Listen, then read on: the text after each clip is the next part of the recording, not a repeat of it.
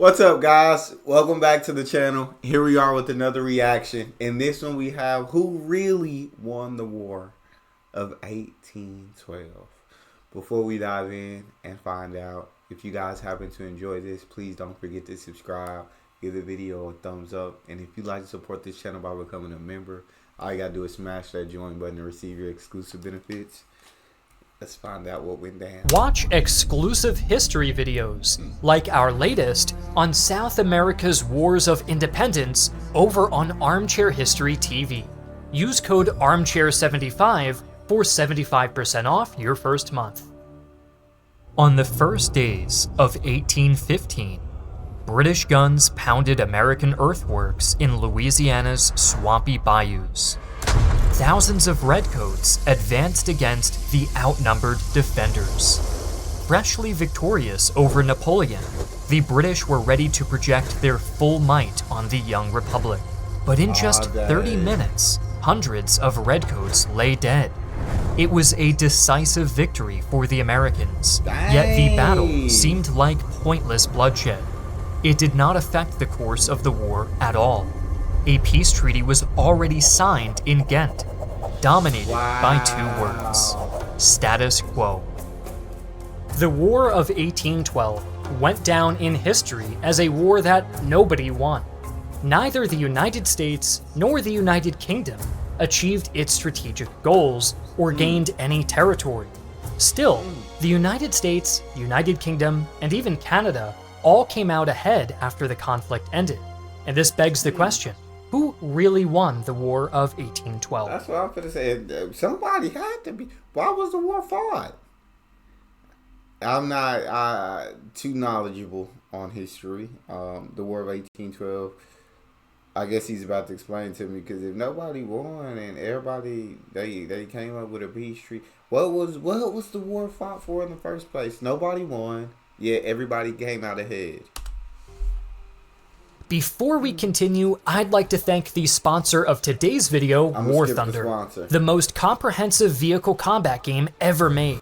Stay using our link in the description below. And for a limited time, new and pack that includes an exclusive 7 days as president. Americans had a long list of grievances against the United Kingdom, which had constantly undermined the United States. Through its orders in council, Britain forbade all neutral countries from trading with France. Royal Navy vessels even forcibly conscripted American sailors into British service to fill up manpower reserves in the fight against Napoleon. This policy, known as impressment, greatly angered the American population. Many Americans also felt that sovereignty and independence were at stake. Britain supported several American Indian tribes and confederations, most notably Tecumseh's Confederation, and tried to create a native buffer state to thwart American expansion. Through traders in Canada, Britain supplied the tribes with weapons and ammunition that enabled them to raid throughout the American frontier. In addition to... Yeah, they already Britain. Yeah. No, I mean, first, we all know, like, the Americans are dirty for taking that land from the Native Americans. However, it wasn't that the Brits wanted to help the Native Americans, because they just felt that was the right thing to do. They just didn't want America to continue its expansion. America had gained its independence, had separated itself, and they didn't want America to continue that expansion. So what did we do? Let's go ahead and arm those Indian Americans. Let's give them let's get them up in arms and fighting back. Okay. To the grievances, many in the southern and western U.S. sought to annex some, if not all, of Canada. Although this was a controversial topic, in the summer of 1812, the long list of complaints motivated Madison to ask Congress to declare war. Ironically, Britain had already ordered the suspension of the orders in council, which had led to so many American grievances, but the news had not yet reached U.S. soil by the time war was declared. At first, it seemed like the British faced overwhelming odds. Napoleon still dominated Europe, and now An overstretched, financially burdened Britain was forced to open another faraway front. Its territories were threatened by an ambitious republic with a far larger population than British North America. Fortunately for the Crown, the American armies weren't ready to defeat Britain in Canada. American forces were underprepared and led by elderly, cautious leaders.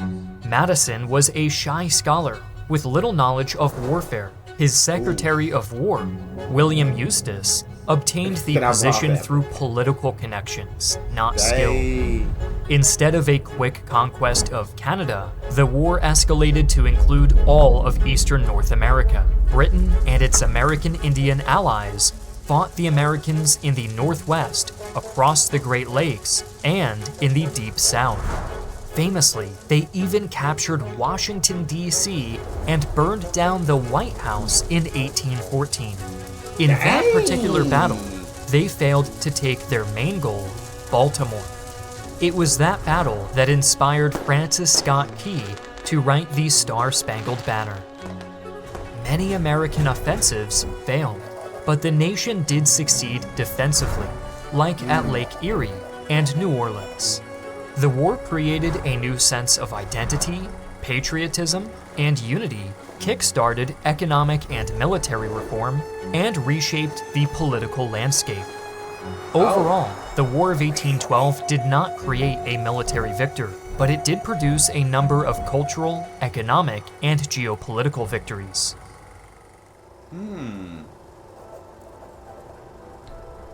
So it sounds like America offensively, nothing's working. Nothing couldn't take out the UK offensively, but it sounds like they had a solid defense. Yeah, we may not be the best offensively, but we're gonna play some solid defense. So it sounds like while none of their attacks were successful, they defended well so that none of the British attacks were successful. So okay, so right now we got an even playing field. Nobody's getting their attacks through. Nobody's attacks are effective at the moment. In the case of the United States, they achieved a defensive victory. The Madison administration wanted to assert American independence from the United Kingdom and guarantee its rights to international law as a sovereign nation. Prominent politicians, from John C. Calhoun to Henry Clay, all agreed that making American trade subject to the will of the British Crown essentially meant reinstating the colonial system. The war was mostly a bluff to force policy concessions from Britain. If the war is seen as a bluff to change British policy, a US defensive victory becomes more meaningful. The British Empire couldn't maintain harmful policies that America would simply have to comply with. Battles at Lake Champlain, Fort McHenry, and New Orleans proved that the British could not force the Americans into pro-British compliance. After the War of 1812, the United States emerged as a far more unified nation. During the war, the Democratic Republican Madison administration was frustrated by Federalists in New England who opposed the war, refused to contribute militias, and even covertly traded with British forces in Canada. The Federalists were one of the most important casualties of the war. As war support rose in the United States, especially after the Battle of New Orleans, the anti-war Federalists were discredited as unpatriotic. During the last weeks of 1814, as rising military star Andrew Jackson prepared the defenses of New Orleans and the ink on the Treaty of Ghent dried, New England Federalists met in Hartford. They discussed the war, the federal government, and relations with the United Kingdom. Some firebrands even argued for secession. The convention angered many Americans. Yeah, so the Federalists, New England, we don't agree with this war. And because we don't agree with this war, you know what? We're not going to provide any militias to this war. We're not going to contribute any funding to this war. We're not going to fight. And you know what? On top of that, we're still going to trade with the British. We're still going to do business over there. And the rest of America, y'all don't see us fight, so y'all going to be the only one that hold out. That's very unpatriotic. What are y'all doing over there? And so everybody getting mad, everybody getting upset, and it's like the rest of the way, America's uniting. Everybody's uniting except for New England. New England's like, we still don't agree. Hey, sometimes you just gotta go with the majority, New England. Sometimes you might not agree with everything, but you got to go with the majority. You got to see which way the winds are blowing. And damaged the Federalist Party beyond repair. The party soon ceased to exist as a political force, replaced by a newfound unity under the Democratic Republican Party. Aside from the political and cultural shifts the War of 1812 and the collapse of the Federalist Party caused, the United States emerged as a more powerful military and economic force. Its initial military unpreparedness highlighted the need for change. The United States needed a stronger navy. Maritime rights took center stage in this conflict, which required a powerful navy to enforce and defend. The American Navy proved its value, especially at Lake Erie and Lake Champlain, where it thwarted British supply lines and ground the offensives to a halt. After the war, Congress passed the Act for the Gradual Increase of the Navy, which significantly enlarged the U.S. fleet. The United States also became much more powerful economically. The war provided a large stimulus to American manufacturing. The trade restrictions with Europe had forced the United States to develop its own manufacturing market to continue developing goods that were previously imported from Europe. By 1815, the American geopolitical situation was far better than it was in 1812. Though the Treaty of Ghent restored the status quo between Britain and the United States, other factions were considerably weakened or even destroyed. Britain's American Indian allies, like Tecumseh's Confederacy and the Red Sticks faction of the Muskogee, were soundly defeated. Spain's hold over Florida was crippled after American strategic invasions of Mobile and Pensacola, and Spain would sell the territory to the United States just 3 years later. And while the US did not acquire Canada, the war enabled westward expansion that would expedite America's rise to great power status. Dang. So yeah, America really prospered from this war. America, first of all, you brought manufacturing and all that into the U.S. instead of having to worry about it being imported. It's like, okay, you put us in a situation where we got to figure out how to do it ourselves. Okay, bet. And so America said, we going to do it ourselves. And then they were able to also take Florida, which Spain sounds like it held. Spain sold it to them at a price. But I will give it up. They weren't able to take none of Canada. Hey, couldn't get none of Canada. Couldn't do that. But were able to expand westward and created the land that is known as the United States of America. And then unfortunately, the Native Americans got taken out, it sounds like, in this war. And so they were soundly defeated. So yeah, that's... America really did prosper off of this war, yet it doesn't sound like they really won any battles. So not a military win, but a win at almost everywhere else, it feels like.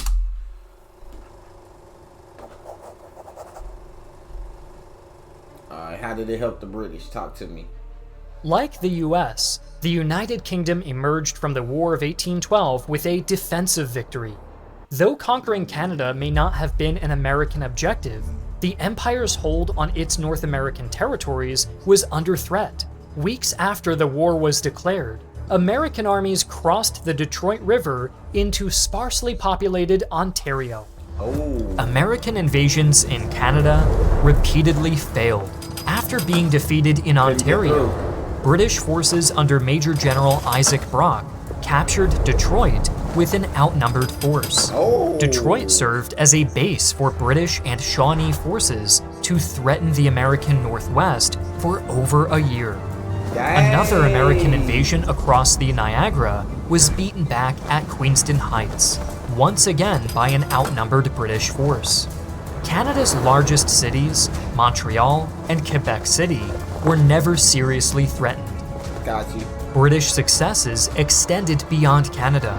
The capture of Washington and burning of the White House was one of the war's most notable acts. I feel that. In 1813 and 1814, the Royal Navy took control of the Chesapeake Bay, trying to divert American forces from Canada and pressure the US into a favorable peace deal. While occupying Washington was a notable British victory, the strategic offensive mostly failed. The British were defeated in their attempts to capture Baltimore, the main prize of the campaign. Rather than demoralizing Americans, the burning of the White House galvanized them. Yeah. Even the anti-war Federalists condemned the act. Britain's biggest claim to victory in the War of 1812 was America's failure to enforce any of its war goals. The Orders in Council and impressment were the main motivations for the United States to go to war. While these policies were repealed by the end of the conflict, it was not a decision that came about as a result of American pressure. Even before the war, British politicians were divided on the empire's commercial policies. Due to their growing tensions with the United States and the worsening economic situation in England, Britain officially repealed the orders on June 23rd, just 5 days after the US had declared war. Oh. Madison only... Oh, yeah, they was finna repeal them anyway. They was finna take them away anyway. But I guess the U.S. didn't get that memo in time before they declared war. And so, yeah. But the win for the UK is that, first of all, the U.S. wasn't able to expand anywhere in Canada. They beat them back at every single place that the U.S. tried to invade in Canada. So they kept that territory safe. They also took Washington, burned the White House down. That's crazy. Held Chesapeake Bay. But this brought the Americans together. And they were not able to take Baltimore, which it sounds like was a real goal of their campaign. But their win is in the sense of America, besides, defending its territory, America couldn't really accomplish any of the goals that they set out to accomplish. They didn't change anything. They were, after the war, they were able to expand westward and such, but the goals that they had for this war, they were not able to accomplish. Learned of the repeal months later. Although the tensions with the US influenced the decision, the war effort itself had little effect. Impressment also ended on Britain's own terms. After Napoleon's first surrender in 1814, there was no longer a need to recruit foreigners to fill the dwindling supply of sailors. Although the war highlighted the problem of impressment, American military pressure far from forced an end to the policy. For Britain, the geopolitical reality post-war was a double-edged sword. While they kept their maritime policies, Britain lost many American Indian allies and had to give up on its desire to create an Indian buffer state in the American Northwest. However, by abandoning Tecumseh's Confederation and the Muskogee, Britain aimed to foster a more pragmatic and cooperative relationship with the United States. To London, the United States served British strategic and security interests much better as a partner than a frustrated geopolitical rival that cost the empire many resources to contain. It's like, hey. We're two powerful nations. Why are we fighting with each other? Wouldn't it be much more beneficial for both of us if we work together? Wouldn't that be in the best interest of the both of us? Why are we fighting each other to take each other out? That hurts us both. Instead, let's work together.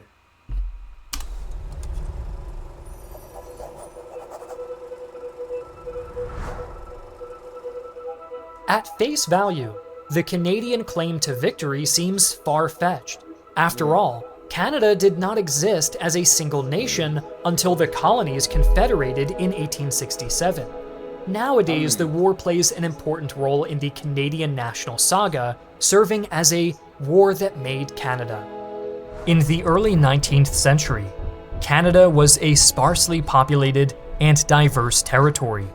The French-speaking Catholic people in Quebec had very little in common with the British Loyalists who settled in Ontario after the American Revolution. The war created a narrative within Canadian nationalism that brought British Canadians, French Canadians, and First Nations together. For instance, the Royal Canadian Mint produced a commemorative coin in 2012 depicting a British sergeant, a Quebecois soldier, and an Iroquois soldier side by side to fight for their homes. That's pretty wild. The War of That's awesome. 1812 would become a symbol in Canadian nationalism to profile the nation as the other to the United States. Poets framed the Canadians as the virtuous loyalists who stood by noble Britain in its darkest hour, when the continent of Europe was drenched with the blood of nations. The tyrant had his feet upon their neck, and England alone stood erect. The Democratic Party in the United States, most hostile to liberty, declared war against Britain and invaded Canada. The emerging theme in Canadian literature was one of a peaceful people who dropped their plows and grabbed their muskets to fight off the hordes of undisciplined American rabble for king and country. Like the Battle of Thermopylae, the Canadian Loyalists were Spartans who repelled the thousands of foreign invaders. That's Figures crazy. like Laura Secord, who warned the British of an impending American attack on the Niagara Peninsula, became prominent figures in Canadian nationalism. Isaac Brock and Tecumseh were considered heroes for their fights against American aggression, and their fighting deaths only solidified their legendary status. Although the War of 1812 doesn't play a huge role in modern Canadian public consciousness, politicians as recent as Stephen Harper framed the war as a defining event for modern Canada. Respect. So who really Absolute respect. Canada came out with progress too. Canada came out on top too. Who really won the War of 1812? They all did. U.S., Canada, and the U.K. won It the sounds- War of 1812? While good arguments exist for the United Kingdom and Canada, the United States most clearly emerged with a better geopolitical position. By defeating the Indian nations, finding a new national fervor, and experiencing significant economic expansion, the war catalyzed American growth in the following decades. While Britain secured its empire, and Canada gained a national origin myth, they both did so by acquiescing to, rather than curbing, American ambitions. The war ultimately allowed the United States to rise to great power status, while Britain and Canada ended the war, in geopolitical terms, with a status quo. Thank you to War Thunder for sponsoring. So what y'all think? What y'all think?